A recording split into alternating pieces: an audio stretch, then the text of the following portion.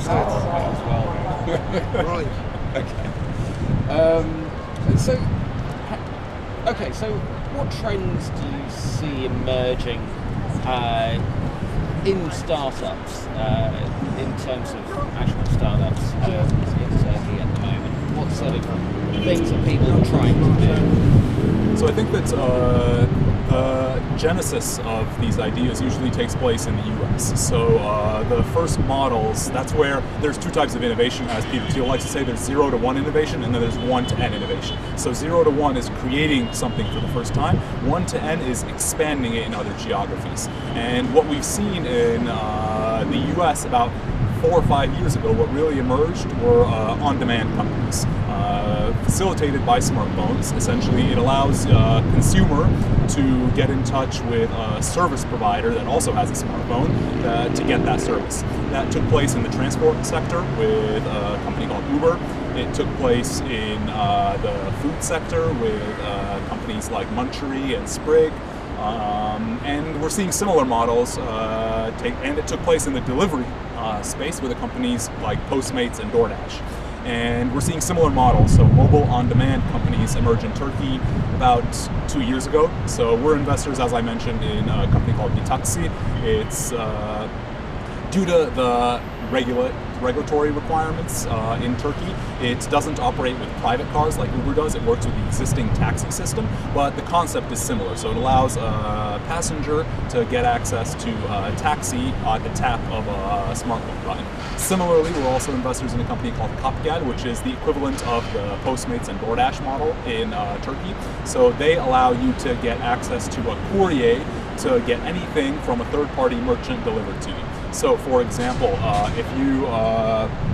if it's Sunday morning and you want to have a nice breakfast at your home and you realize there's no milk, you go to the Kapgel app and you ask for milk from your local store, and one of the couriers simply goes to that store, picks up the milk, and brings it directly to you. In the food space, again, there is Mealbox is one of our investments, and what Mealbox does is it's also an on-demand app. So you go to the Mealbox mobile app, you order whatever you want from the menu, and it delivers it directly to you from Mealbox's own kitchen.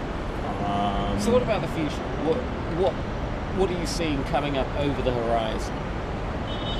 I think that those models still have a very, very long way to go. So I think the next 3 to 4 years is still going to be focused on those models reaching maturity.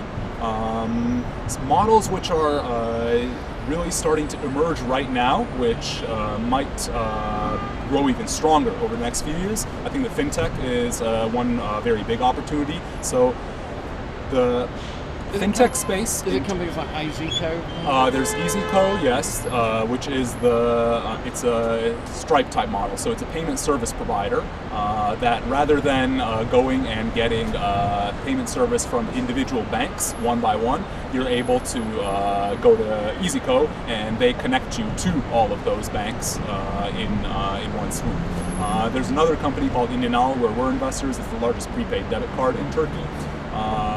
There's another company called Parachute. Parachute, it's a SaaS, software as a service model that gives accounting services to small and medium-sized businesses.